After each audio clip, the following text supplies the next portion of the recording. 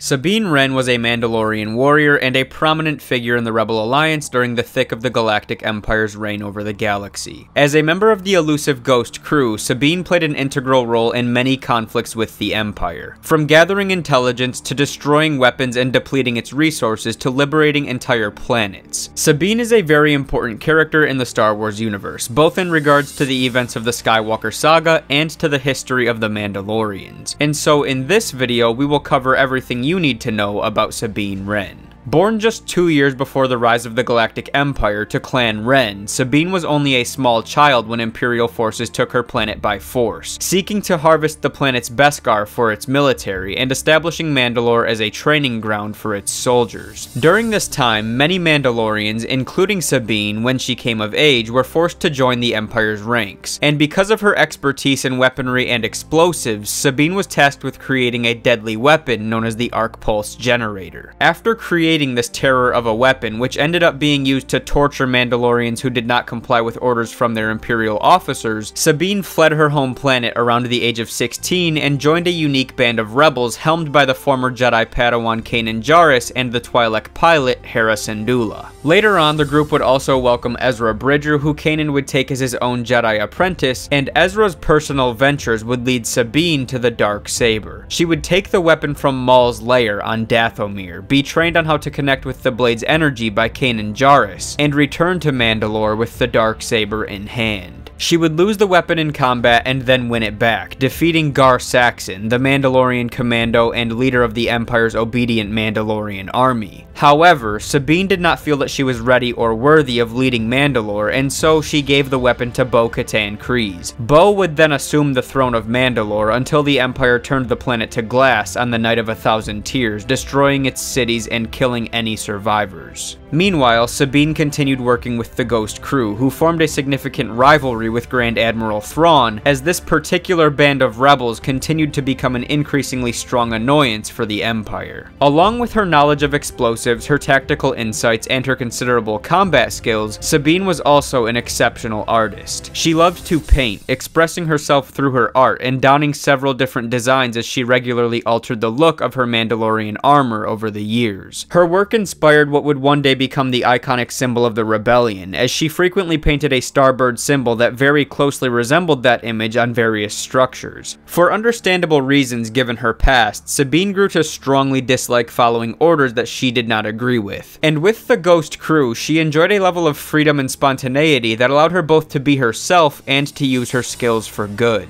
As the Empire's reign over the galaxy drew to its climactic close, Ezra would sacrifice himself to save his home planet of Lothal. But his destiny remained unknown, as he and Grand Admiral Thrawn disappeared into hyperspace together, and what remained of the Ghost crew remained clueless as to what happened to them. Before his great sacrifice, Ezra continually reminded Sabine that he was counting on her. He would never explain what he meant by that statement, but following his disappearance, Sabine began to put the pieces together, and the return of Ahsoka Tano, who had a history with Ezra and the Ghost crew, marked the start of their next mission as Sabine went in search of her old friend. And that marks the end of Sabine's journey up to the end of Star Wars Rebels, which concludes around the time of Return of the Jedi. So that is going to wrap things up for this brief explanation of who Sabine Wren is, where she comes from, and what makes her such an important character in the Skywalker saga's timeline. So that'll do it for me today. If you guys enjoyed this video, don't forget to drop a like to support the channel, comment your thoughts and your hopes on Sabine's journey down below. Have a wonderful day wherever you may be, and of course, may the Force be with you